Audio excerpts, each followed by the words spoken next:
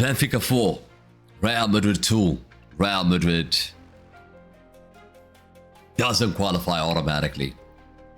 We started the day in a third place position, and now we're not even in the top 8.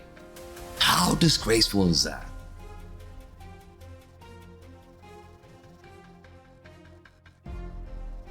Look at the table. Look at the table. We started here and now we're here. It means we're gonna have to play a round of 16 match. And you know who this is gonna be? I can show you who it's gonna be. It's either gonna be Bodo Glimt or Benfica again. I'll be honest with you. With the way we played in this game, I can't see ourselves winning against Bodo Glimt or Benfica. If we play like we played today, how are we even thinking about qualifying in round of 16? There's no chance. Forget about winning the Champions League. Forget about winning anything else. We can't even win against Benfica. Look, the performance was awful. We're going to talk about the players. We're going to talk about the lineup. We're going to talk about Arbeloa's tactics. We're going to talk about the referees as well. There's a lot happened in this game. Yes, Kylian Mbappe scored 2 goals, but there were 2 red cards in this match. Asensio red carded. Rodrigo red carded. It's been an awful game from start to finish. Let's break it all down. Of course, before we do, like the video, hype up the video, subscribe to the channel if you are new, and let me know in the comment sections who is at fault. Is it Arbeloa? Is it the players? You guys let me know. But it started off really bad. I mean, the first half, Benfica should have been 2-0, 3-0 up. They had to be. I mean, I want to quickly take a look at the numbers, what the numbers say, because the first half, you can see, if you concede 14 shots and 6 shots on target in the first half, you know you've done something wrong. And we were absolutely getting destroyed in this game. Getting destroyed in this game. Yes, the lineup is the same lineup. It's the lineup I predicted in the preview. It's the lineup that has been winning this season, right? Won against Villarreal. Yes, Traoré is the only one that came in. Camavinga played in that position. But other than that, I didn't have issues with the lineup, really. Didn't really have an issue. And I think tactically, Mourinho schooled Arbeloa today. I think he really schooled him today. Arbeloa had no idea how to play this game, but Mourinho set up his team as if this was a knockout game, as if this was their life on the line. And by the way, they made it. They made it. Hats off to Mourinho. Respect Mourinho. They made it. They needed a goal, and a goalkeeper scored. We let a goalkeeper scored so that Benfica now have qualified somehow in the round of 16 by finishing 24th. Bruh, anyways, look, to talk about this game, to talk about the players, I don't think we deserve anything in this match. Especially the first half. We could have been 4-0 down. And instead, it was only 1-0. And we tied the score through Kylian Mbappe's brilliance. I mean, back post, Asensio puts it across, and Mbappe heads it home, 1-1. And again, you expect Real Madrid team to have a reaction. You know, okay, it's 1-1. You're lucky this game is 1-1. Okay, get to halftime. Like I was saying in the watch along, just get to halftime. Get to effing halftime. And we couldn't get to halftime. We conceded a penalty. That referee, by the way, he's an absolute criminal. He is an absolute criminal. He was eager to give a penalty. I'm not blaming the loss on the referee. I repeat, we deserve to lose the game, but the referee was awful tonight. Everybody has to agree with that. Even Barcelona fans were agreeing with that, because he gave a penalty initially in the first half. And then VAR told him, yo, it's not a penalty, come and check. He went and checked, and he knew that there was no foul because Bellingham got the ball first. And then immediately after that, right before halftime, he gives another penalty. For what? For some kind of pull in the corner kick? I mean, if we're gonna give a penalty for that in corner kicks, we would have 10 penalties in corner kicks every single game. We would. Yes, there's a slight tug from Traoré, but that doesn't mean it's an automatic penalty.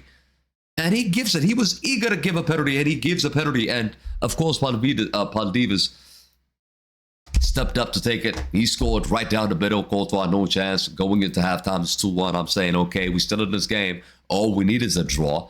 Looking at the other results, all right, even if we don't win this game, let's make sure let's just make sure we don't lose it.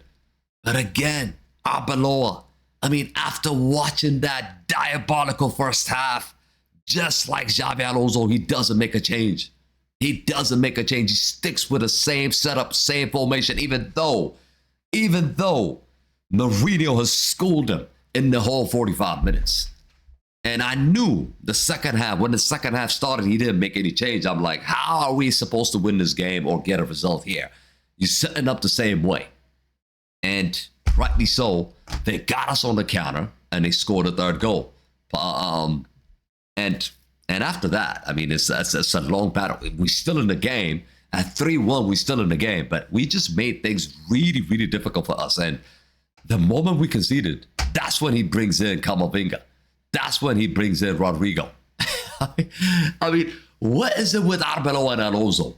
Just not reading games. When the game is going sideways, you there to make a change. It's as if like they signed an agreement with the starting lineup not to make a change until 60 minutes. Like, bro, if the game is going south, you've got to make a change. And he did it. He sat on his ass and he paid the price. By the time he made the change, the game was 3-1.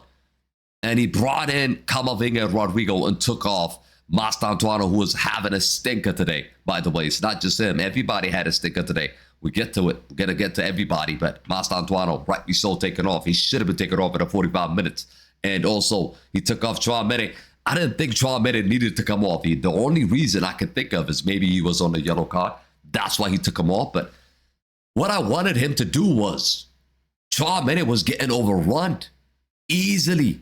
He getting overrun time after time in this game. All he had to do was bring Camavinga in to balance. We didn't need two attacking midfielders in this game. And I've been on about this shit.